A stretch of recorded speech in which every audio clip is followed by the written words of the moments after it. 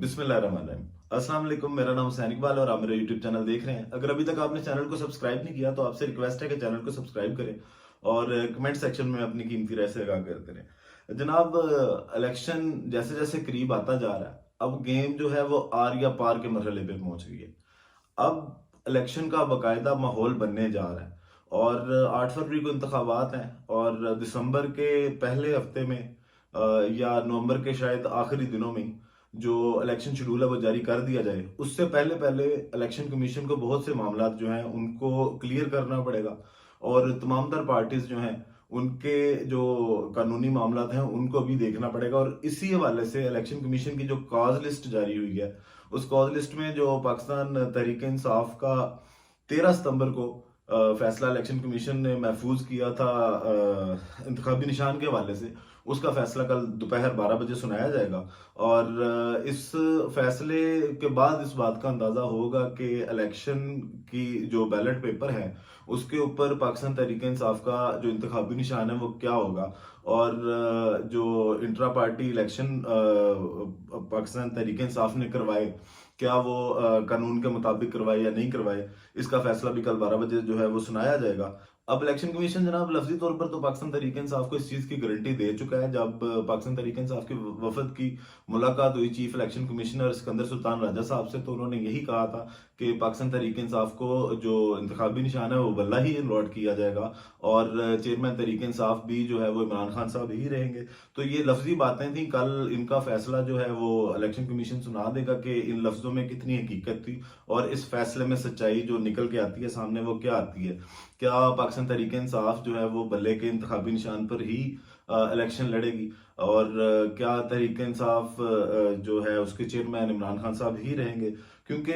देखें जिस तरह का माहौल बनाया जा रहा है तो कोशिश शायद यही जा रही है कि पाकिस्तान तहरीक इंसाफ को जो है वो इलेक्शन से ही आउट कर दिया जाए और इनका जो इंतखाबी निशान है वो भी इनसे छीन लिया जाए। लेकिन जिस तरह परवेज इलाही साहब ने भी ये चीज की थी, ये बात बोली थी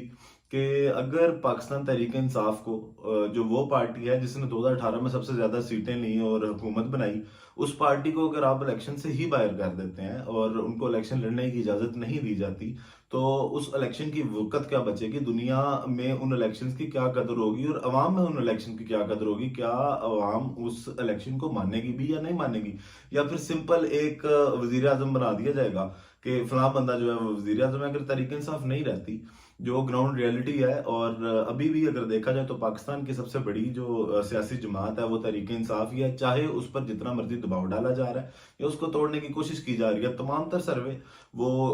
किसी सोशल मीडिया की किसी वेबसाइट का हो या वो किसी मेन स्ट्रीम मीडिया का हो या कोई इनफरादी बंदा भी अगर सर्वे कर रहा है अपने तौर पर, तो उसमें तहरीक इंसाफ का जो ग्राफ है वो किसी से ढका छुपा नहीं है कि इमरान खान साहब की मकबूलियत और पाकिस्तान तहरीक इंसाफ की मकबूलियत जो है वो इस टाइम बहुत ऊपर है बाकी तमाम तर पार्टी से। तो पाकिस्तान तहरीक इंसाफ को इलेक्शन से अलहदा करना वो कहीं ना कहीं जो है वो मुमकिन नहीं है। हाँ, अगर हो सकता है कि टेक्निकली कोई इस तरह की गेम खेल ली जाए कि बल्ले का उनको निशान ना दिया जाए या कोई और हेर फेर करने की कोशिश की जाए, तो जिससे शायद उनके वोट बैंक को तो कोई फर्क नहीं पड़ता, लेकिन वोटर को जाकर मोहर लगाने में और इस चीज में थोड़ी सी तकलीफ हो कि जनाब पाकिस्तान तहरीक इंसाफ का जो इंतखाबी निशान है वो कौन सा है, क्योंकि ये छोटी छोटी चीजें भी जो है वो इलेक्शन पर काफी असरअंदाज होती हैं। इमरान खान साहब के साइफर केस के हवाले से जो समाअत आज सुप्रीम कोर्ट में, इस पर बात करेंगे, लेकिन उससे पहले अब बात करते हैं जनाब के जस्टिस मुजाहिर अली नकवी साहब को जो है वो दोबारा शोकॉज नोटिस जारी कर दिया गया है सुप्रीम कोर्ट के जो जुडिशियल काउंसिल है उसकी तरफ से। और जो ये शोकॉज जारी किया गया वो 4-1 के तनासुब से जारी किया गया। अब जनाब मामला कुछ यूं है कि दरख्वास्तें आई थी जुडिशियल काउंसिल में सुप्रीम कोर्ट के दो जजेस के खिलाफ, जिसमें एक जस्टिस सरदार तारिक मसूद साहब के खिलाफ आई थी जिसको कल ही मुस्तरद कर दिया गया था और उस पर जो भी तमाशा हुआ और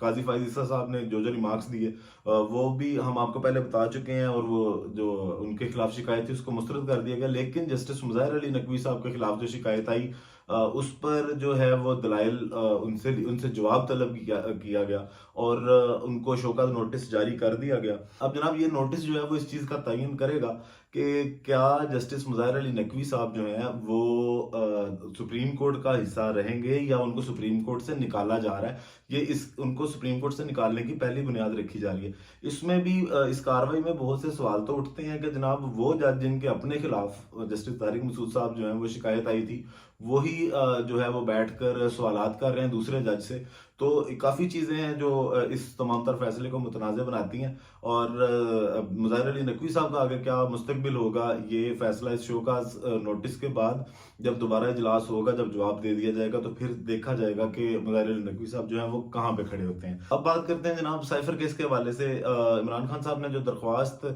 जमा करवाई थी सुप्रीम कोर्ट पर जमानत की साइफर केस में, उसको सुप्रीम कोर्ट ने जो है वो काबिल समात करार दिया और उसके बाद 3 रुकनी बेंच जस्टिस सरदार तारिक मसूद साहब की सरबराही में उसने समात की। और इसमें जो एक पॉजिटिव चीज़ नजर आई, एक तो ये कि दरख्वास्त को काबिल समात करार दिया गया जो इस्लामाबाद हाई कोर्ट ने मुस्तरद कर दी थी। उसके साथ साथ जनाब जस्टिस सरदार तारिक मसूद साहब ने पाकिस्तान तहरीक इंसाफ को एक सेफ एग्जिट, एक इमरान खान साहब के लिए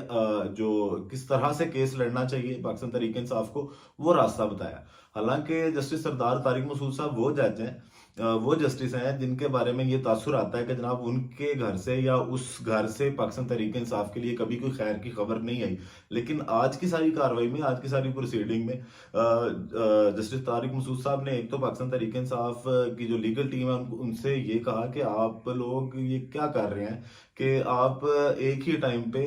मुकदमे के इखराज का और जमानत का केस लड़ रहे हैं। हालांकि आपको पहले जो है वो इखराज मुकदमा का केस लड़ना चाहिए, अगर वो नहीं होता तो उसके बाद जो है वो आपको जमानत की तरफ जाना चाहिए। अब ये तहरीक इंसाफ की टीम को भी सोचना चाहिए कि क्या उनके कानूनी जो वकील हैं, जो लीगल टीम उनकी वहां पर केस लड़ रही है, वो तमाम तर जो मामलात हैं उनके लिए तैयार है भी है या नहीं है कि इतना बड़ा एक जो कानूनी मामला है जो जस्टिस तारिक मसूद साहब ने उनको समझाया, वो उनको खुद क्यों उस चीज़ का अंदाजा नहीं था कि वो दोनों चीज़ें एक साथ जो है वो केस लड़ रहे थे। इसके साथ जनाब जस्टिस तारिक मसूद साहब ने ये भी वहां पे पॉइंट रेज किया कि जो ट्रायल रोका गया साइफर केस में, उसका नुकसान भी पाकिस्तान तहरीक इंसाफ को होगा, क्योंकि पहले जो ट्रायल जारी था उसके अंदर जो अदालत की जानिब से और इस्तगासा की जानिब से जो है वो गलतियां थी। अब जो है वो इस्तगासा दोबारा से जब ट्रायल करेगा तो वो उन गलतियों को दूर करके करेगा जिनका फायदा पाकिस्तान तहरीक इंसाफ अपना केस स्ट्रॉन्ग करने के लिए, केस मजबूत करने के लिए उठा सकती थी, लेकिन वो मौका पाकिस्तान तहरीक इंसाफ ने जाया कर दिया। तो साइफर केस की समाअत आइंदा जब भी होगी तो उसमें देखते हैं कि क्या जो है वो मामला तय पाते हैं और इमरान खान साहब की जो जमानत है वो उनको मिलती है या नहीं मिलती, या जो उनका जो केस है ये राज्य मुकदमा वाली जो उनकी दरखास्त है उसका क्या मुस्तकबिल होगा। वीडियो का इख्तिताम इसी दुआ के साथ कि अल्लाह ताला पाकिस्तान पर अपनी लाखों करोड़ों रहमतें नाजिल करे और पाकिस्तान की 24 करोड़ अवाम की मुश्किलात में आसानी करे। पाकिस्तान जिंदाबाद।